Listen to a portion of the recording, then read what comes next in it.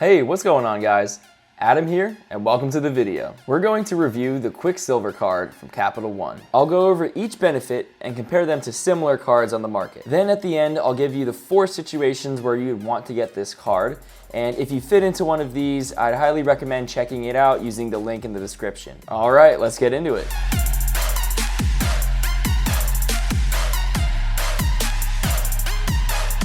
So let's check out the benefits that they list on the website. The main benefit is you earn 1.5% cash back on all purchases. This is decent. I mean, it's the industry standard rate. It's not amazing, but it's not terrible either. If you're looking for a better card on this front, I'd check out the Citi Double Cash card. For a general purpose cash back card, you're going to get a better return because it gives you 2% instead of 1.5%. For most situations, it will be better, but there are some situations where you will still want to use the Quicksilver. Next, the Quicksilver comes with a sign-up bonus of $150 after spending $500 within 3 months of opening your account, which is pretty reasonable. 150 bucks is a good chunk of change, and spending $500 within 3 months is actually pretty easy to hit. That's like 2,500 cups of homemade iced coffee, or 2 months of groceries. The no annual fee is probably the biggest reason to get this card because there's literally no downside to getting it. If you get it and want to lock it away in a dungeon forever and you're into that stuff, it will still lower your credit utilization, which will raise your credit score at no cost to you. Moving on, they list 2 benefits that aren't really benefits in my opinion, since they don't add any extra value. The Amazon rewards just allow you to use your points to directly buy stuff on Amazon instead of just buying it with your credit card and then redeeming your points for it, which really isn't a big deal in my opinion. Actually, it could be worse for returns since Amazon might not be able to give you your points back and you would be left with store credit. So if you buy something for $500 and then return it, they might just give you Amazon bucks instead of returning your points. The other thing they offer is premium experiences where they offer discounts and deals on events. It sounds cool, but as someone who goes to a lot of shows, festivals, and even lives near the Capital One Arena, I haven't found too many good deals that are worth it. It doesn't get you any free tickets, so you still have to pay for everything. On top of that, most of their events have been canceled due to the C-word thing that YouTube doesn't like me talking about. Not much else to say about these. Before we move on to the good benefits, please gently tap the like button and pet the YouTube algorithm. It's quick and free for you and it helps the channel out a ton.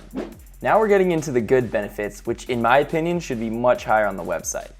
Capital One, if you're listening, bump that up. First up, you get 0% interest for 15 months after you open the card. That's really good if you're looking to finance a bigger purchase and want a free loan. So if you're looking to buy like a new laptop or TV, you can open the card, pay for it up front, and then not have to worry about paying off the balance for over a year. That's pretty cool. Just make sure you pay off the balance after those 15 months so you don't get hit with a ton of interest. The balance transfer is nice that it has no fee, but this is something that should really only be done in really niche situations. Like if you're looking to refinance existing debt and you open a credit card with 0% interest on balance transfers, which this card doesn't have. Next up, the card has no foreign transaction fees, which is another extremely useful benefit if you travel outside of the United States a lot. Most other cards will charge you around 3% on each purchase, which will add up very quickly. A lot of other cards with no foreign transaction fees are premium travel cards like the Chase Sapphire Reserve,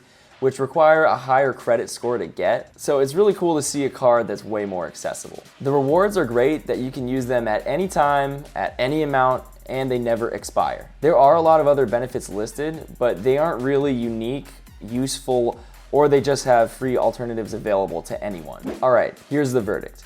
There are 4 situations where you would want this card. The first one is if you don't have a credit card at all or have a low credit score. Check out my other video that gives you 5 reasons to get a credit card. In a nutshell, they're much more lucrative and safer to use than a debit card or cash. You also don't need a high credit score to get the Quicksilver.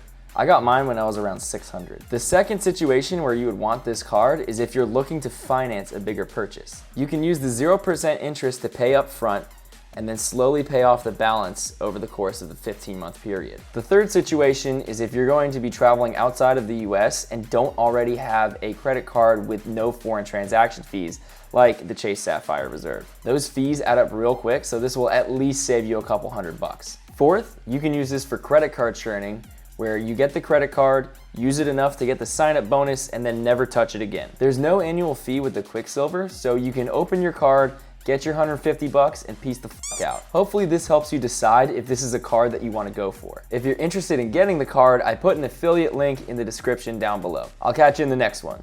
Take it easy.